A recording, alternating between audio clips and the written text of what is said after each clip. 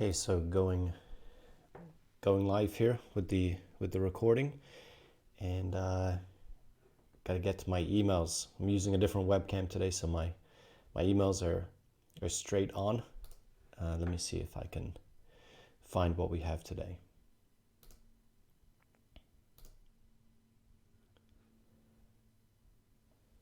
Does personifying God help or hurt our ability to better understand him, her, it, them?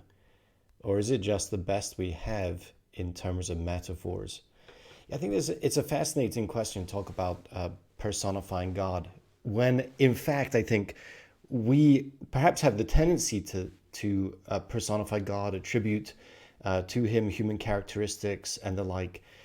But really, when we look at what Christianity is, especially in light of the Nativity, the feasts of the Incarnation that we are celebrating in this Christmas season, then we have to say, God has personified himself. And so God has made himself known to us in and as Jesus of Nazareth. And that then ought to be our first point of reflection whenever we consider who God is, who he has. So it's who he has revealed himself to be in and as Jesus of Nazareth. And that is where we can say, like, all our reflections on who God is are drawn from the life of Jesus. And we see that he lives in the flesh, the life of love in its perfection. And then he, of course, sends us his Spirit so that we can bring to life his love here and now. So that's a great question. There's more to be said there, but the incarnation changes everything. Let me look and see if I can find question 2 here.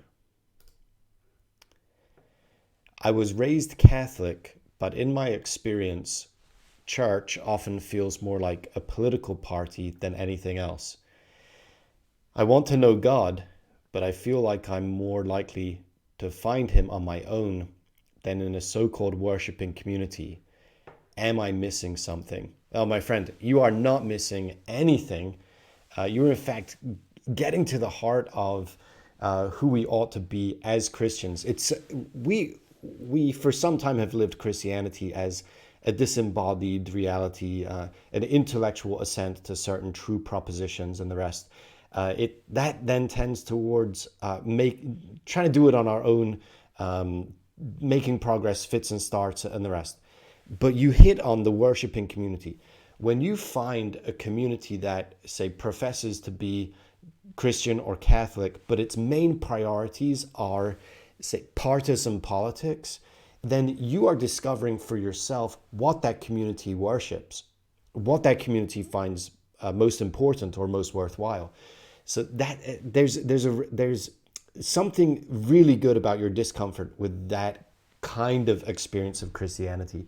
What you would hope to find in the church, and what you ought to find in the church, is a community of Jesus followers, disciples who put God and his purposes as their absolute priority in life. And that's where we're going to find what it means to be a true worshiping community. Then it has an impact on the kind of political activities we take up and don't take up.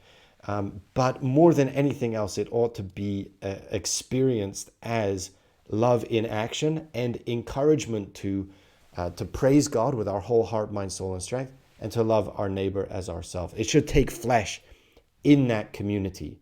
So it's tons of questions being asked in that one question. But yes, worship and praise of God has to be the priority of the Christian community.